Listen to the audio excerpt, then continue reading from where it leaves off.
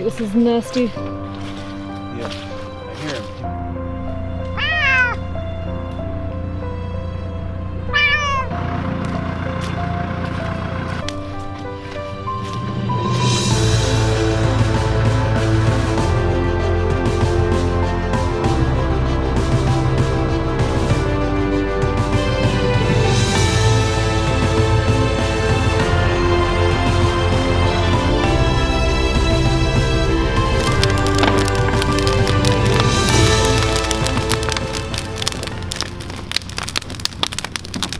Is there anything else you want to throw in the fire while we're at it? I don't know.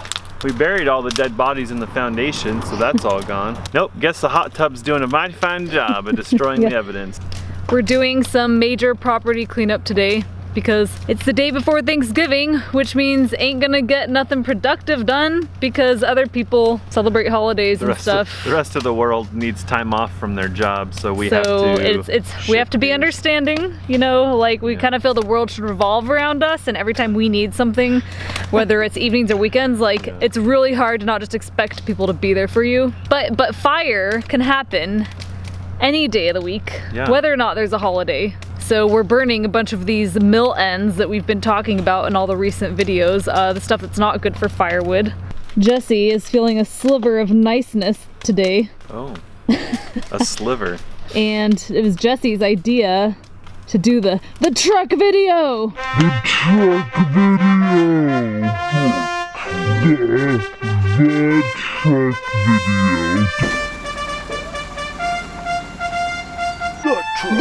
The truck video. Did you guys know Pure Living for Life truck is like one of the top 3 things searched about us on YouTube and the internet? I don't even know what they want to know about the truck. It's a truck, people. Duh. Although we did have an idea for a video. It's probably not what you think it's gonna be. So yeah, we were gonna talk about strategic debt and how the truck for us is that. And I can tell already some people who are watching this, their blood is boiling because they're like, you said debt-free house build. Which is true. We did say that. So we thought we would just kind of share a little bit of the thinking behind this, kind of our situation, and maybe someone will benefit from it. We haven't talked about it in a video yet because in all honesty, it's not a simple answer as to why we got the truck. We're not defending ourselves. We owe an explanation to nobody last time I checked, but there is quite a strategy behind it, and we really wanted to give the topic, I guess, the weight it deserves, because we feel a lot of people who are in similar shoes as us and they're trying to go somewhere in their life. Nothing is black and white, and if you want to take a black and white attitude about a lot of things, ironically, you're not gonna get very far. The truck problem, we'll just kind of like create this larger umbrella. It was actually a problem for us for over a year. As many of you know, we have a smaller car and we've been doing pretty much everything with that car, from hauling water, picking up building materials, and we're towing often. We have a truck, but it has a few strikes against it. It is a 4-speed transmission. It is not geared for highway use, so it is not very safe to drive on the highway around here because the speed limit is 60 miles an hour, which means everybody drives 75, and that truck is geared for 55. So it is not safe to drive at highway speeds.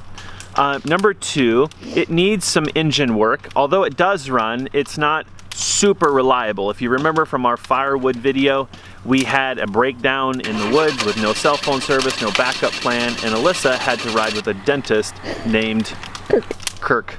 Hi, Kirk. Thanks, Kirk. So we ended up getting it fixed and it runs, but it's not the most reliable vehicle. Problem number 3, it really isn't powerful enough for a lot of the stuff that we do, especially with the addition of a backhoe and with the house building project. We have had to tow considerably more than our current truck could do. Number 4, It is kind of our rolling tool shed at the moment. We don't want to build a tool shed because we want to build a house so that we have a safe place to keep our tools. When that's done, our truck will be more available. The fifth and probably the most important problem is that it's not something that Alyssa is super confident driving. She can drive it. She's getting better at it. The more she drives, the more confident she is. But I wouldn't say it makes me feel comfortable when I know she's out driving. Maybe I'm away, or there's a difference I feel like in my heart as a husband, difference between learning to drive a truck and feeling comfortable sending your wife into the world at night, in the dark, far away for something in the truck. So we had the car in the truck.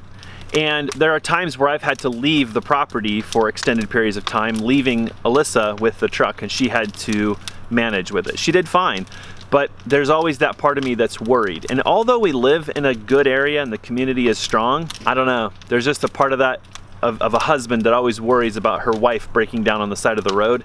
It's just not a good thing. Reliability, drivability, accessibility, and of course, power. The good news about that truck, we own it, it's ours, it doesn't cost us any money to keep it and not drive it. So we have it and we're gonna keep it because it's a wonderful work truck. It's geared very low, so I pulled some of these logs over here, I pulled logs with it, we get firewood with it. It's a great work truck. If I move the camera like an inch more that way, you guys will see the timber frame. So I'm not gonna do it. Would you agree that the truck was becoming a pain point in our lives and actually hindering us from a lot of success? We are spending a phenomenal amount of time like dealing with the truck and issues, and it gets to a point where, is this what, an asset? Like, or is it a liability? The pain point became real, it got to be very pointed, became very sharp, so we were having to deal with it.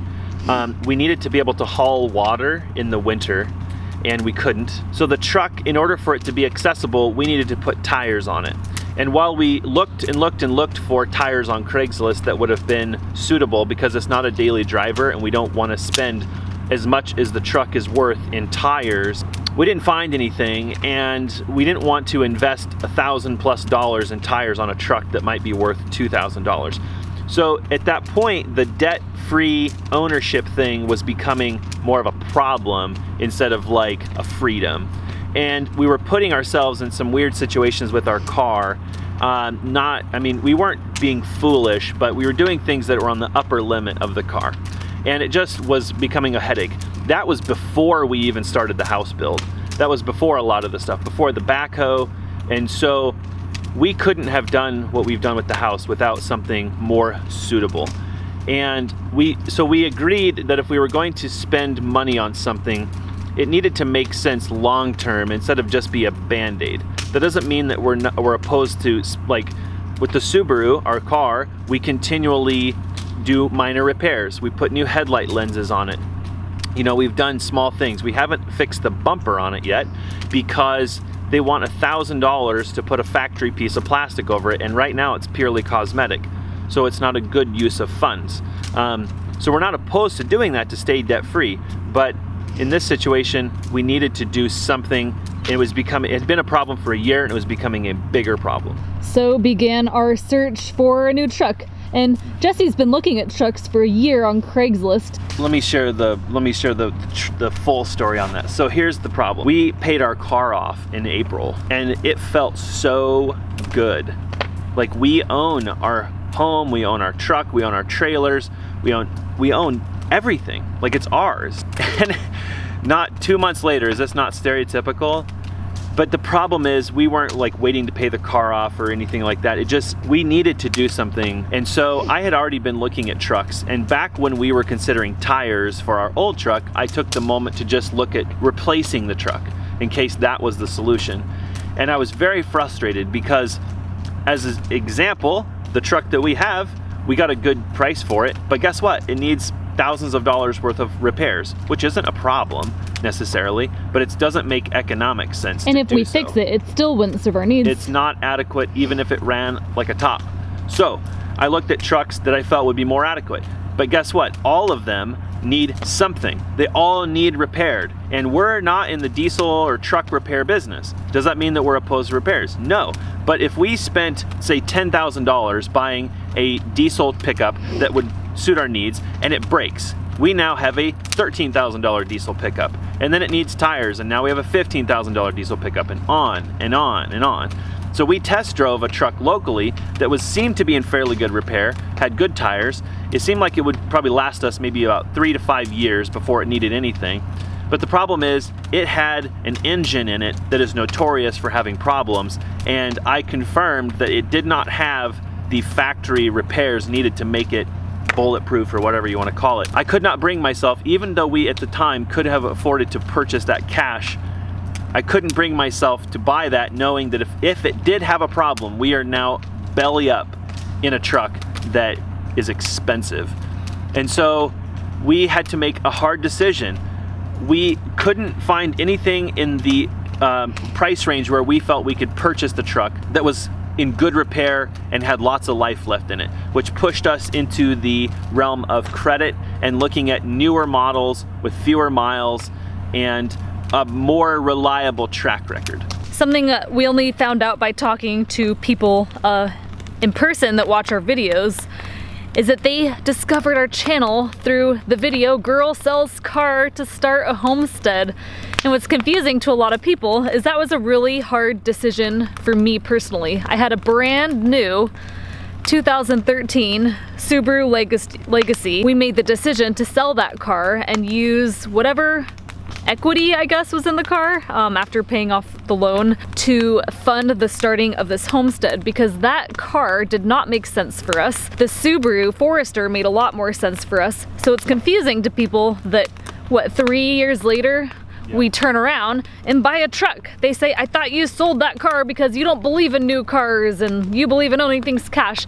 And we do believe in, you know, being debt free, but that doesn't mean never taking on debt. We are smart enough to know that that is a tool that we have at our disposal to accomplish our goals. For example, we needed a generator when we first moved to our property, and we bought that credit. You know why? 0% financing for a year and a half. We did that with our MacBook Thunderbolt computer office setup. It was 0%, and we budget and we are very in charge of our finances, and both of those things we paid off the first year living at our property, but it wasn't an option to get everything that we needed cash. However, if we would have said no to credit, we wouldn't have been able to move up here when we did. It really would have put us in jeopardy and our timeline in jeopardy. We strive to be debt-free, and I think what that means, it doesn't mean never ever taking on debt strategically ever again in our life. It means that we're trying to be in this greater place where our life, where we don't have to answer to anybody, we're in control of our finances, we don't have to work jobs we hate to like barely make it afloat, and we're in the end never owning anything. We're always afraid of losing our jobs because we're gonna lose our house and we're gonna lose our car, etc., etc. We actually knew that starting the build this year could put us in a pinch financially at the end of the year, because it's very easy for things to kind of spiral out of control or cost a lot more than you think it's going to cost. But we had a heart-to-heart and we decided, if it comes down to it, to getting the house dried in to protect everything that we've put into the house this year, we're not opposed to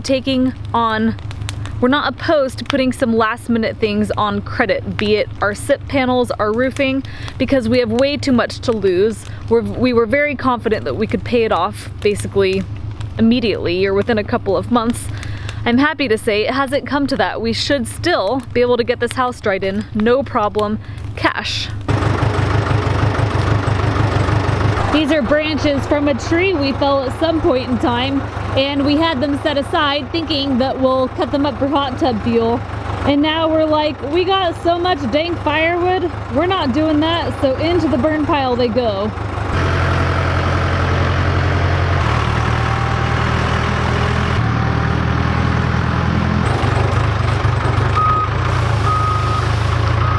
So I have to say that probably for 10 days before, or even 2 weeks before we bought the truck, I wasn't even sleeping very well. It was all that was on my mind, because for the first time in my adult life, we were debt-free, and it felt amazing.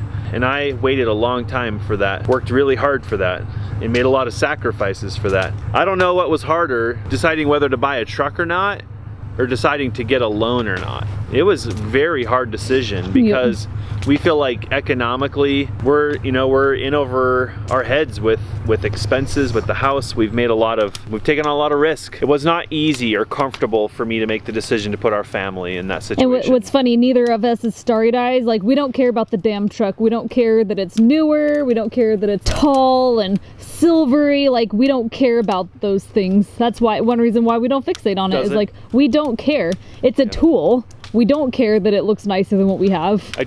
I'll just give you an analogy. It's not like, we're not buzzkills, but you know what? Nobody noticed that at the exact same time we bought a brand new trailer, and nobody even cares.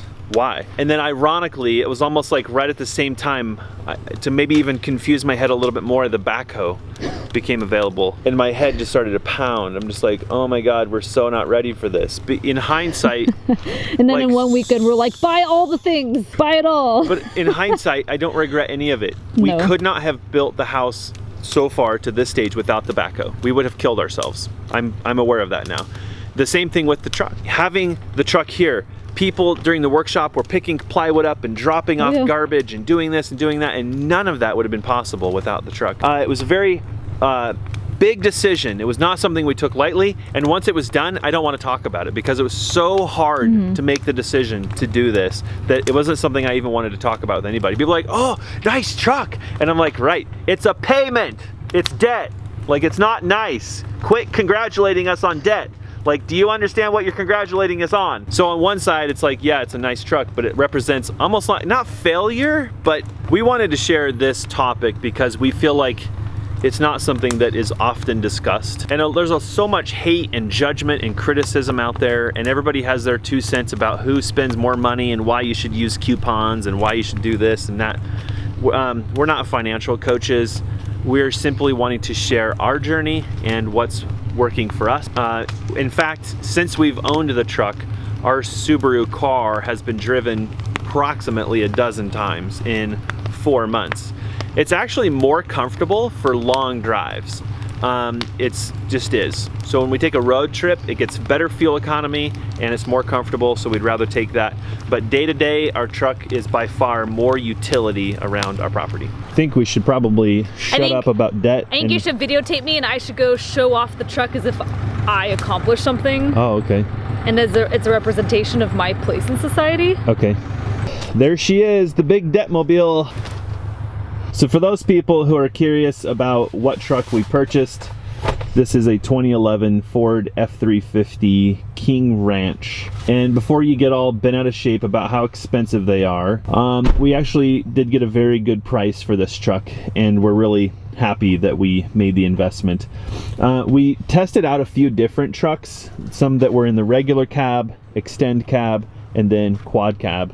And because we expected this to become our daily driver, we wanted something that you could throw the family in, or friends or whatever. So we both agreed that the extend cab is a joke and a laugh. Even like the most probably average sized woman in the world, I didn't. You couldn't get in there. My knees, and I'm kind of on the short side. Little old Alyssa couldn't even get in the back of an extend cab truck.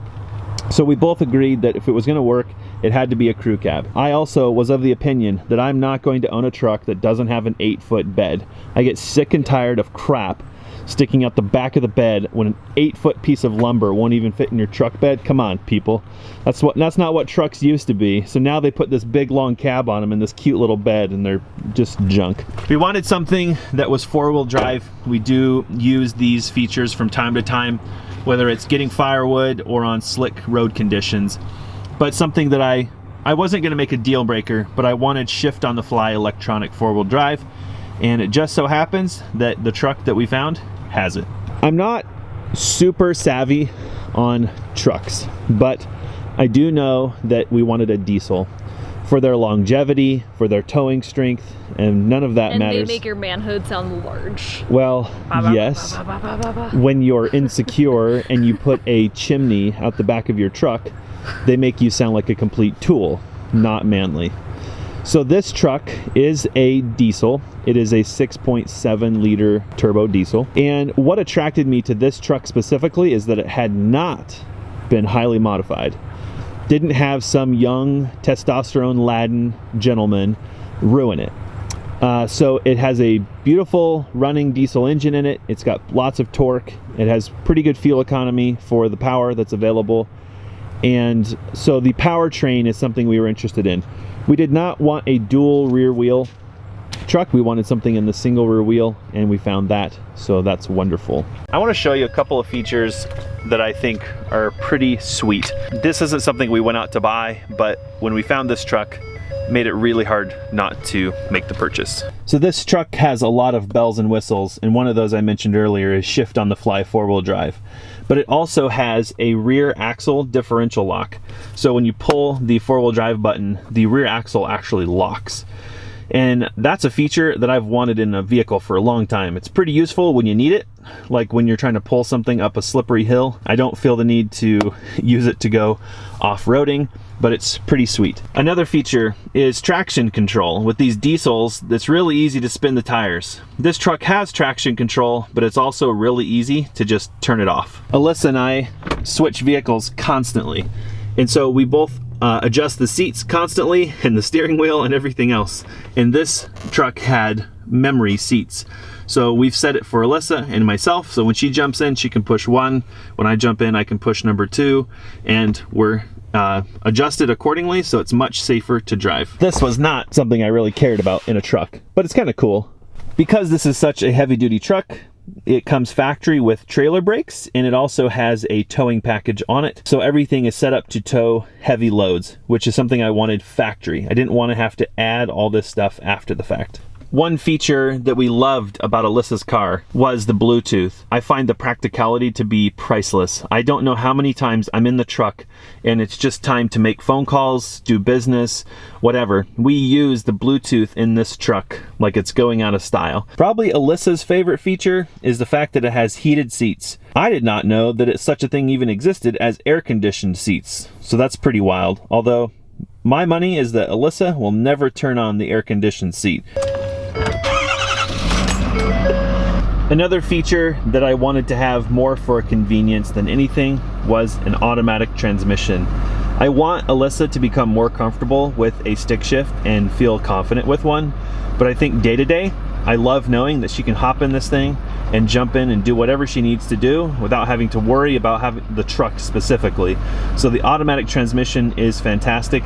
Of course, it's set up for towing and hauling, so it has a tow haul mode here, and everything is designed for the application that we're using it for. So this seat in the back actually folds up instead of this back folding forward. So there's quite a bit of storage underneath here, which is awesome. And as you can tell, we use every inch of this silly truck. So we're keeping our jack tow straps, ratchet straps, flag, and we've even got a torque wrench, lug wrench, and all that stuff underneath the seat. In this particular model, they include an inverter, which is really helpful. Sometimes we charge camera batteries and things like that. So that's kind of a basic tour, and it is very comfortable back here for guests. We've had a few people come help us do this, that, and the other thing, and it's nice to be able to jump in and take everybody to dinner. One feature that I didn't even realize I had lived without, but I think is really nice. Shall I demonstrate? Sure. Didn't even realize this for the longest time after we got this truck, but it has a step. So you fold this out, and then fold the handle up. Oh yeah. Nice. Pretty sweet feature. I can't tell you how much we use that. It's a tall truck. Nice. Getting in and out of it sucks, especially with fuel cans, things like that. All right. Can I put it back up? That's the one, yep. To help ensure that the truck is serviceable for a long time, we negotiated brand new BFG all-terrain TA2 tires. The brakes looked great when we bought it. We had new batteries put in, an oil change. Those are things that the dealer included because they didn't really want to negotiate too much on the price. And so instead we negotiated some replacement parts. This video is going to spark the proverbial Ford, Chevy, Dodge argument, which we feel like we're too mature. I felt that the current model of Ford has a fantastic reputation. We did consider a Dodge, we did consider the Chevy, Duramax, GMC models, and I felt that the 6.7 liter Ford diesel They've really done a good job with this engine, the transmission, the frame. They're just good trucks. And I particularly do not care what badge is on the front. I don't care. I care that it works. That's it. When my wife's going down the road, I'm not like, she's driving a Ford. I'm like, she's driving a reliable automobile. So this is the engine. Yes, it's dirty. Our whole truck is dirty right now. Because it's a work truck. But we'll eventually get time to detail it, clean things up, try to maintain it. Why that's so fussy. Should we tell them about this feature? So this truck has remote start. What? So when it's super chilly out here, you lock the doors, press this button twice, Vroom. and the heater comes on. That's all Alyssa cares about. There's actually a lot more features to that truck that's just, this is not a truck tour video. I guess if that video is highly demanded and people promise that ridiculous numbers of people will watch it, we might make a truck tour video, but probably not. We're a little overwhelmed with other videos at the moment, so we did it. We finally. How does it feel? How do you guys feel? What do you think? I don't know. I think the truck is really exciting for us, but at the same time, we feel like we are so passionate about finding freedom that it was a really hard decision, and it's still even a little hard to talk about because, one, we don't want praise at all. Like, we don't feel like we've achieved anything by buying a truck. We needed one. We needed it. We needed a trailer that could haul water reliably. We needed a backhoe so that we could work with logs and build a house. For most people, getting out of debt means basically getting rid of everything they have. They would be homeless. They would have no house, no car, no furniture, no clothing, because everything's bought on credit. We own 99% of the stuff that we have, but we have purchased a couple things lately that we don't own. And we've used it as strategic debt because right now, every penny we have is going to the house build. But we feel like once that the expenses kind of die down a little bit, or we get to a phase of construction where we can do more of the construction ourselves and we don't have to rely so much on commercially available products, like milling our own lumber was something we could do, milling our own beams. We did that. That saved us a tremendous amount of money.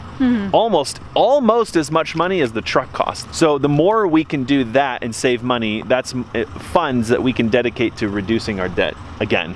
And we think we can do that. Probably in the next year or two, we'll have some free available funds that we can use to get out of debt again. So there's one more load of branches over here. Something we do need to do is unbox our hitch. We actually purchased a nice hitch for the truck because we didn't have one, and it's been sitting in the truck for months. I think there's one more reason we didn't do this video. It's because we haven't had time. That's the most true. I'm actually catching up a lot on our to-do list, like this pile of stuff. I did some plumbing today. We cleaned the chimney. We tried to get up on top of the frame that you can't see because we're not going to show you, and remove some braces. So I think we're in cleanup mode. We've got a little downtime before our SIP panels arrive, and so it feels nice to check a bunch of stuff off the list. I think I should go get the last load of branches really quick before we shut the backhoe down. It's getting pretty dark out here. Camera's having a hard time focusing. And then I think we're gonna do one more video for you guys.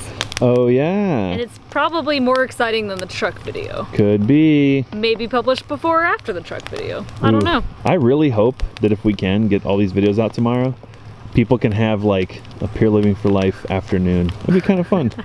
Thanks for joining us.